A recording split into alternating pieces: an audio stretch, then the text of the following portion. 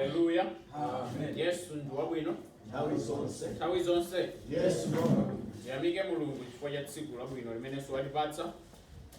Sabata yoyamba chaka chatsopano ndi chinthu chopambana kuti tonse tili pamodzi lero lino kuti timve mawu ake. Ndipo mawu athu alero tifuna tione kuti pamene tikulowa mchaka ichi chatsopano, pamene talowa chaka chatsopano, ndi zinthu ziti zimene tizike pa mtima pathu, ndi zinthu ziti zimene tizike patsogolo pa china chilichonse chimene ifeyo tichita. Tisanayambe, tisanawerenge mawu athu, tiyeni tipemphere. Oyera Atate Mulungu wathu wakumwamba, mulemekezeke komanso mutamandike chifukwa cha chikondi chanu ndi ukulu wanu. Zikomo Yehova chifukwa cha zabwino zonse zimene mmatichitira. Tikukuyamikani kwakukulu kuti mwalola tilowe mchaka ichi chatsopano, sitikuchitenga chinthu chopepuka. Tikuzindikira ena analakalaka akadalowa nawo mchaka ichi, koma sanathe kutero, imfa yawatenga. Chifukwa chake Yehova, pemphero lathu ndi lakuti pamene talowa mchaka ichi, moyo wathu ukakutumikireni inu koyenerera, moyo wathu ukabweretse ulemerero kwa inu, ndipo moyo wathu ukatamande Ambuye wathu Yesu Khristu. Khululukirani mphulupulu zathu zimene timachita tsiku ndi tsiku, ndipo tikozeni komanso kutiyeretsa ndi mwazi wa Yesu Khristu. Mulemekezeke, mutamandike lero ndi nthawi zosatha. Amen. Amen. Mawu athu achoka ku buku la Akolose chapter 3. Akolose chapter 3 kuyambira verse 1 kulekeza 4. Akolose chapter 3 verse 1 kulekeza 4.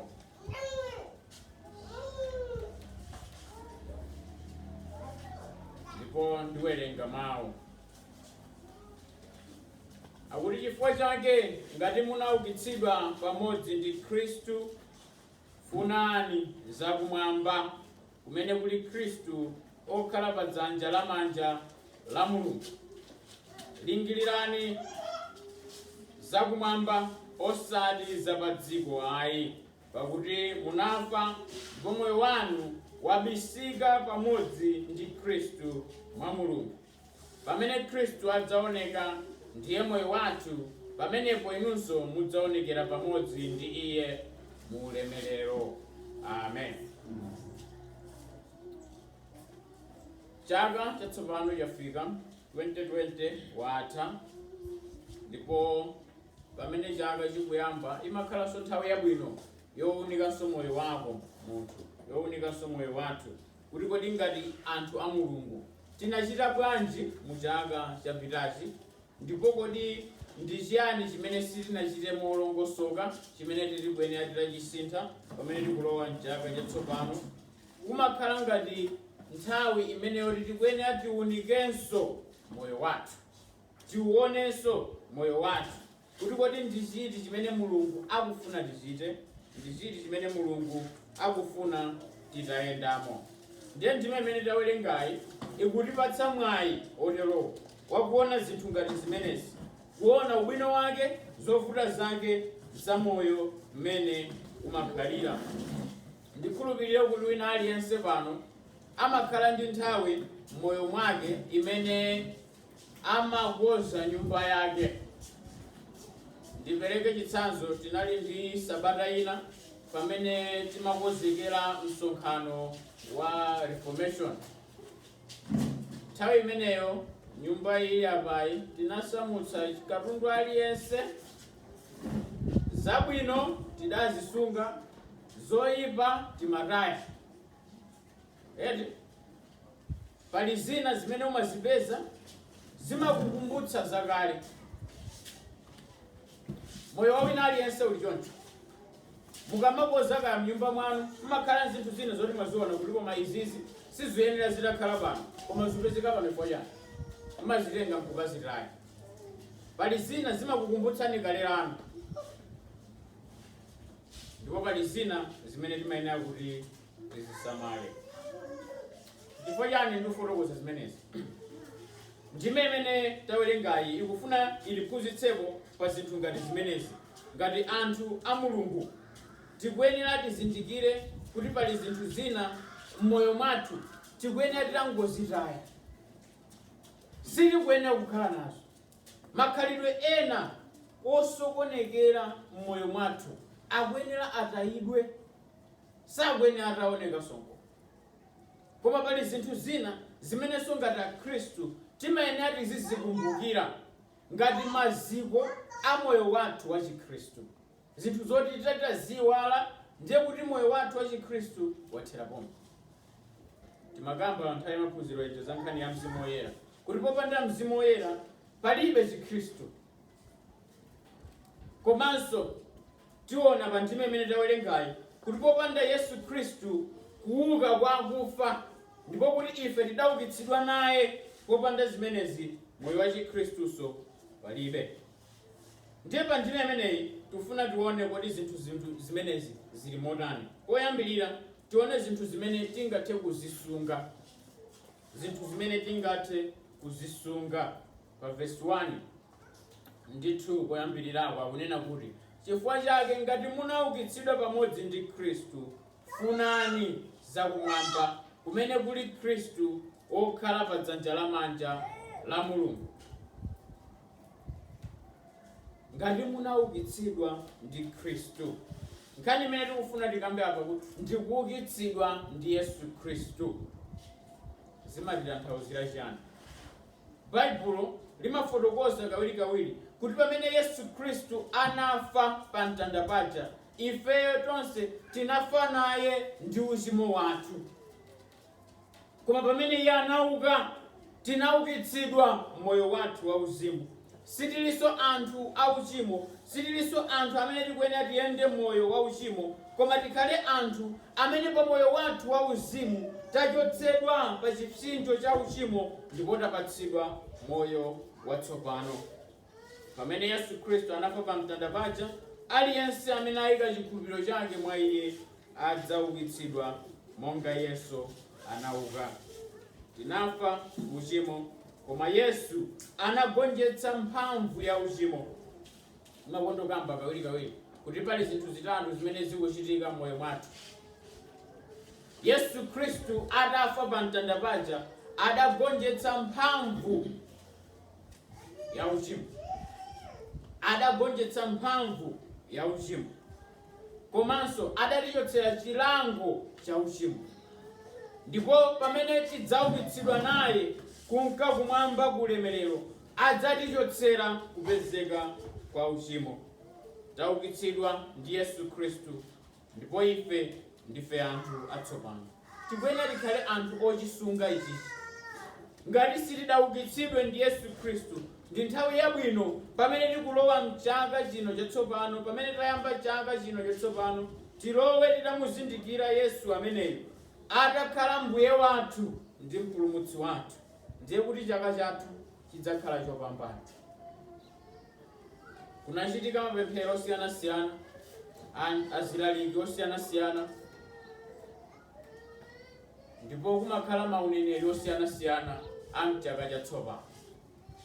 Ayi chaka choboleza, chaka chopanda mavuto, chaka zokamba zambiri. Koma chinthu chimodzi chimene timayiwala ndi chakuti ngati ifeyo sitikhala ndi Yesu, chaka ichichi chikhala chozunzanso monga chinalili chaka chapitacho. Yesu sadabwere kuti adzatichotsere matenda onse ayi, koma Yesu adabwera kuti adzapereke tanthauzo lenileni la moyo wathu, kuti tikazindikire kuyenda mchiyero mkotani ndi chimene Yesu adabwerera. Yesu Mulungu akadafuna kuti atipulumutse kapena kuti atipatse moyo wachuma, sakadatumiza Yesu ayi, akadatumiza munthu wodziwa business adzatithandizire ochita mabusiness. Mulungu akadafuna kuti atichotsere matenda onse, sakadatumiza Yesu ayi, akadatumiza dokotala wodziwa zinthu zene.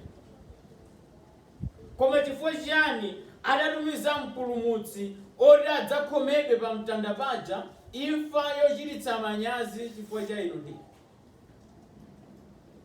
Ndipo ngati Yesu adayenda moyo ozunzika chonchi, chifukwa cha ife. Chingavute ndi chiyani kuti nafenso tilolere tiyende mmoyo woterowo chifukwa cha ulemerero wake? Zinthu zimenezi tikuyenera tizidzifunsa kwambiri. Tiyang'ane kwa Yesu Khristu. Chifukwa chake akuti funani zakumwamba osafuna za dziko lapansi. Timakamba za maoti dziko lapansi. Dziko lapansi limalakalaka za ulemerero wa dziko lino. Koma iwo amene ayang'ana zakumwamba amazindikira kuti chimene Mulungu adandikira pa dziko lino lapansi ndi kufuna kubweretsa ulemerero wake kwa iye. Tikamzindikire Yesu kozama, tikadziwe kuti kodi kuyenda moyo wa chiyero ndi chiyani, tikazindikire kuti kukhala moyo wa umulungu nkotani, tikazindikire kuti m'mabanja mwathumo kuti tikhale moyo wa chiyero tikuyenera titani. Chimenechi chimene pamene talowa chaka chino tizikhala chilingaliro. Kodi ineyo banja langa ndikukhala moyo wa chiyero motani? Kodi ineyo ndi akazi anga kandi amuna wanga tikugwirizana motani? Kodi ineyo ndi ana anga ubale wathu uli wotani? Chifukwa Yesu Khristuyo adabwera kudzakoza moyo wathu. Nanga moyo wa anzathu, ubale wathu ndi ena uli wotani? Kodi ndine munthu amene ndimadzikuza? Kodi ndine munthu amene ndimadziyenereza kudzitenga wopambana kuposa ena? Komanso chinthu china, kodi ineyo ndikuchitira umboni wotani kwa anthu ena za Yesu Khristu? Mudamudziwadi Yesu, mudamuvomeradi Yesu akhale Mbuye ndi Mpulumutsi wa moyo wanu. Koma kodi mukuchitira umboni motani kwa anthu ena? Moyo wanu ukuonetsera chiyani kwa anthu ena? Dzulo tinali ku graduation mwambo omaliza sukulu wa Willix komanso Maipanganani. Imakhala nthawi imeneyo wachoka kukhala mwana wa sukulu ukuyamba moyo wina watsopano. Ndipo aliyense amakhala ndi zolakalaka zambiri, zolingalira zambiri, zoyembekezera zambiri, kuti kodi ndingachite chiyani, ndingatumikire motani. Ndipo ifenso ngati iwo amene tidamudziwa Yesu tikuyenera tikhale tikulingalira za Yesu ameneyo nthawi zonse. Ngati sitilingalira zakumwamba pa dziko lapansi pano sitingakhale anthu opindula. Ngati sitizindikira zakumwamba pa dziko lapansi pano sitidzakhala anthu opindula. Olo titakhala oyesetsa motani. Koma ngati zakumwamba timazika kumbuyo, malingaliro athu china chilichonse chimene tingachite sichidzakhala chaphindu. Kwake Baibulo limatitsimikizira kuti kaya pamene mudya ndi kumwa chitani zonse ulemerero wake wa Mulungu. Chifukwa ndi pamene tikufunitsitsa kuchita china chilichonse ulemerero wake wa Mulungu ndi pamene moyo umayamba kuonekera tanthauzo lake. Ndi pamene moyo umayamba kuonekera kufunikira kwake. Ndi pamene moyo umayamba kuonekera phindu lake. Funani za Yesu, tisafunefune za dziko lapansi. Za dziko lapansi ndi zotopetsa. Za dziko lapansi sizikhutitsa. China chilichonse cha dziko lapansi tingakhale nacho sichidzakhutitsa munthu ayi.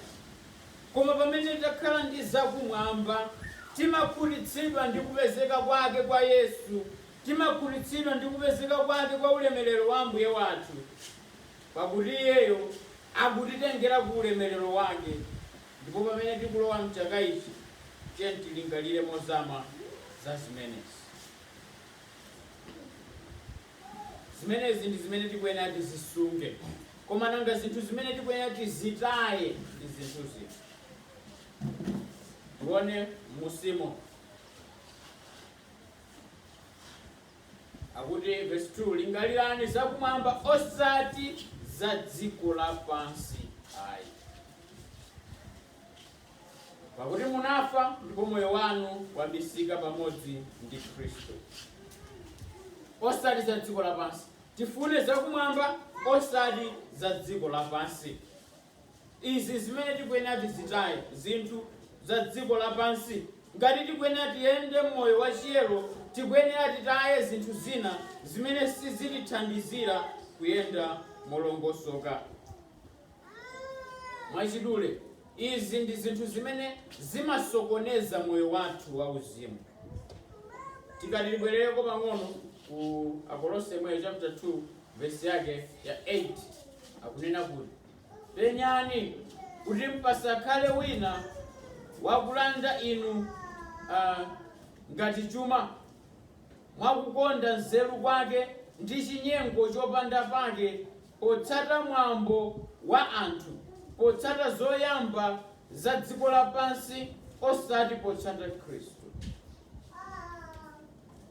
Musalole wina aliyense akutengeni ukapolo nzeru za chinyengo za dziko lapansi. Paulo akuchenjeza okhulupirira wonse kuti asakhale pa ukapolo ndi zinthu za dziko lino.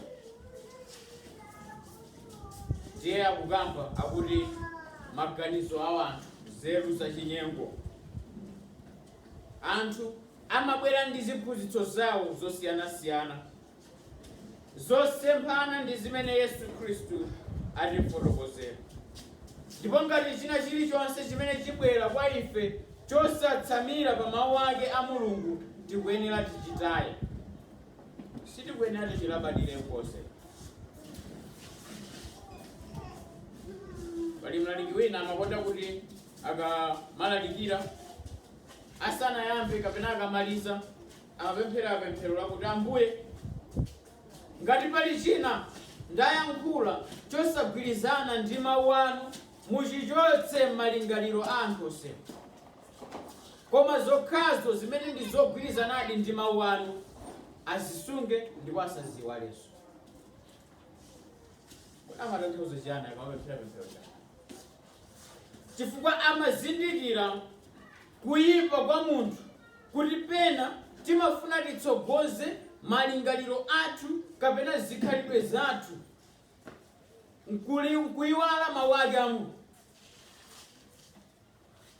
Chifukwa chake timati mlaliki wina aliyense akamalalikira tatiye timuyese kodi akulalikirazo zikuchokera pa mawu ake a Mulungu kapena.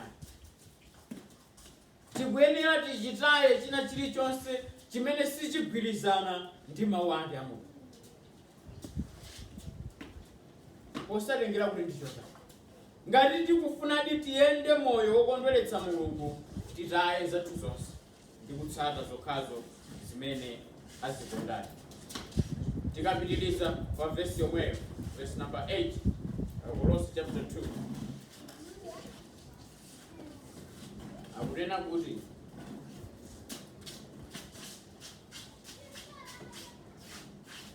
penyani kuti pasakhale wina wakulanda inu ngati chuma, mwakukonda nzeru kwake ndi chinyengo chopanda pake, potsata mwambo wa anthu, potsata zoyamba za dziko lapansi, kapena njira ina mabodza a dziko lapansi, zonama za dziko lapansi.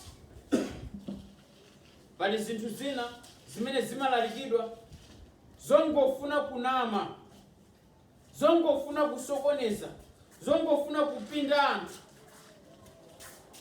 Alipo ambiri amangogwira vesi ndi kuyamba kulalikira, koma zinthu zimene zoti nzabodza zenizeni sizikugwirizana mpang'ono pomwe ndi zimene mawu a Mulungu amafotokozera. Koma ife tikuyenera tionetsetse ndithu kuti uthenga wina uliwonse umene ufotokozedwa ndi kulalikidwa ukulinga kwa Yesu Khristu. Uthenga wina uliwonse ukulalikira za imfa ya Yesu imene adafa kuti ife tikapeze chipulumutso. China chilichonse chosemphana ndi izi sizochokera kwa Mulungu. Tikawerenga ku buku la Akolose lomweli chapter 2 verse 16, kukalekeza 17 komanso 21 kukalekeza 23 tione poyambirirapo. Akuti chifukwa chake musalole wina aliyense kukuzengani mlandu chifukwa cha zimene mumadya kapena mumamwa, kapena za masiku a chikondwerero cha chipembedzo, kapena za chikondwerero cha mwezi watsopano, kapena za tsiku la Sabata. Zimenezi ndi chithunzithunzi chabe cha zinthu zimene zikubwera, koma choonadi chenicheni chikupezeka mwa Khristu. Pa 21:23 usagwire chakuti, usalawe chakuti, usakudze chakuti. Malamulo amenewa amakudza zinthu zimene zimatha zikamagwiritsidwa ntchito. Ndipo malamulo ndi zophunzitsa za anthu chabe. Ndipo ndithu malamulo oterewa amaoneka ngati anzeru pakuti amalamulira anthu ambiri pa za chipembedzo ndi pa za kudzichepetsa kwa chiphamaso ndi pa za kuzunza thupi lawo, koma alibe mphamvu zoletsa kuchita zofuna za thupi. Okay, pali malamulo amene Afarisi amakonda kuwakhazikitsa kwambiri. Chakuti musachite, ichi musatere, ichi musatere, ichi musatere. Zongonjezera pa mawu a Mulungu, chikhalidwe chabe. Ndi akuti izi sizithandizira konseya, zimangozunza munthu chabe. Chikhalidwe cha anthu chimangozunza. Chilamulo Chikhristu china chilichonse chimene chimagwiritsitsa kwambiri chilamulo cha chipembedzo chimakhala chosokoneza. Ayuda anali ndi chikhalidwe chimenechi chongokhazikika pa malamulo, koma za mu mtima mwawo ataziyiwala. Pamene tikulowa mchaka chimenechi, tatiyeni titaye zosayenera. Titaye zosayenera. Tikadawerenga musimo pa vesi ya 5 kwatsika musimo, akukamba zinthu zingapo. Akuti pali dama, chidetso, chifunitso cha manyazi, chilakolako choyipa, chisiliro. Zilipo zambiri zikukambidwa zimene tikuyenera tizitaye ngati Akhristu, zimene sizionetsera umulungu, mkwiyo, kunyoza, kuyankhula mosalingalira. Kwa alipo anthu ena amangolankhula ngati sanaganizire. Mina nawo atalakwira kaya khale kumbuyo zilithandizira.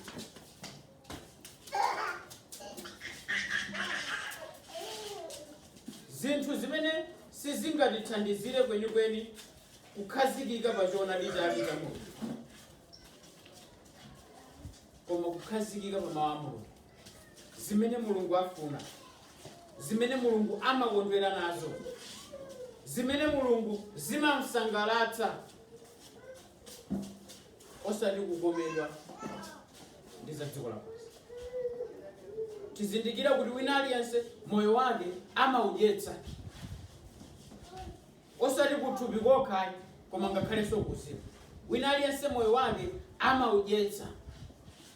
Kodi moyo wathu timaudyetsa zinthu zotani? Ndi makhalidwe ati amene moyo wathu timawakondweretsana, amene thupi lathu timakondweretsana? Kodi ndi makhalidwe athu kapena makhalidwe auzimu? Muchaka ichi tatiye titaye zinthu zoyipa ngati izi. Titaye zinthu zimene sizingatithandizire. Titaye zinthu zimene zingasokoneze ubale wathu ndi Mulungu, zimene sizitibweretsera mtendere ndi Mulungu wathu. Ndipo pomalizira penipeni vesi yake ya 3 komanso 4, zinthu zimene tikuyenera tizizikumbukira pamene tikuyenda moyo wa Chikhristu. Akuti pakuti munafa ndipo moyo wanu wabisika pamodzi ndi Khristu mwa Mulungu. Pamene Khristu adzaoneka, ndiye moyo wathu, pamenepo inunso mudzaonekera pamodzi ndi Iye mu ulemerero wake. Pamwamba pa zonse tikuyenera tikumbukire kuti tidafa ndi Yesu Khristu. ndipo moyo wathu wabisika mwa Yesu Kristu. Moyo wathu waphimbika ndi Yesu Kristu. Monga ana a Israeli anali kuyenda mchipululu muja, ndipo kutsogolo kwawo kunali mtambo wowatsogolera, monganso ife a Khristu taphimbika ndi Yesu Kristu, takutidwa ndi Yesu Kristu, ndipo china chilichonse sichingatipweteke chifukwa choti Yesu Kristu ali nacho. Sizikutanthauza kuti sitingapeze mavuto ena aliwonse, koma kuti tili pansi pa Yesu Kristu mu ulemerero wake. Paulo akutitsimikizira za ichi kwakukulu ngati ana a Mulungu. Chifukwa Baibulo limati ndife oposa chani? Agonjetsi. Osati chifukwa cha chimene tili nacho, koma cha chifukwa cha Yesu Kristu Ambuye wathu. Ndipo pamene tapulumutsidwa, Mulungu amatitsimikizira kuti ife ndife otetezedwa ku chipulumutso chathu. Palibe chimene chingathe kutisokoneza pamene Mzimu Woyera ayikidwa mwa ife. Mzimu Woyera akhazikitsidwa mwa ife, amakhala ngati chikole chakuti ifeyo ndife ake a Yesu Kristu. Mzimu Woyera ali nafe, amayenda nafe, atisamalira chifukwa choti tabisika mwa Yesu Kristu ameneyo. Kodi Yesuyu ali mwa ife pa imfa imeneyi imene Yesu adafa pa mtanda paja, kodi ifeyo uchimo wathu unapachikidwa nawo? Ngopomaliza pempeni Paulo pa vesi yake ya 4 pamene akunena kuti pamene Kristu adzaoneka ndiye moyo wathu, pamenepo inunso mudzaonekera pamodzi ndi iye mu ulemerero wake. Yesu Kristu ndiye moyo wa Mkhristu wina aliyense. Thupi lathu lidzatha, lidzagonjetsedwa, ndipo lidzakhala m'manda ndi kuolera momwemo. Koma pamene Yesu abwera, tidzauka naye ndi kukhala naye mu ulemerero.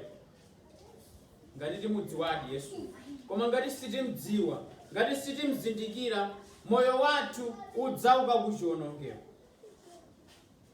Kodi maloto athu amakhala otani pa moyo umene uli mkudza? Pamene Yesu Kristu abweranso kudzakozanso china chilichonse, moyo wathu udzakhala potani? Kodi tidzakhala ndi Yesu amene, kapena tidzakhala pa chiwonongeko?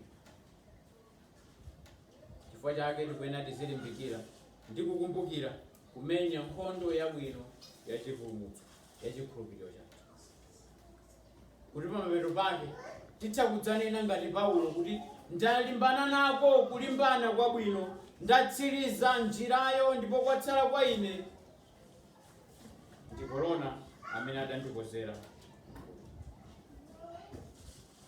Kodi chakachi chimene inuyo mukulota ndi kulingalira nchiyani? Ngati tikufuna tiyende moyo watsopano, tikuyenera tizindikire zinthu izi: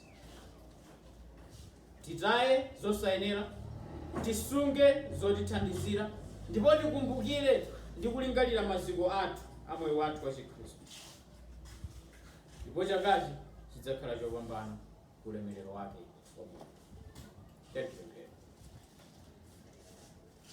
Zikomo Yehova chifukwa inu ndinu Mulungu wamkulu, komanso ndinu Mulungu wopambana. Zikomo kuti mwalola tilowe mchaka chatsopano, osati chifukwa cha kupambana kwathu, koma chifukwa cha chisomo chanu. Chifukwa chake lolani kuti utumiki wathu,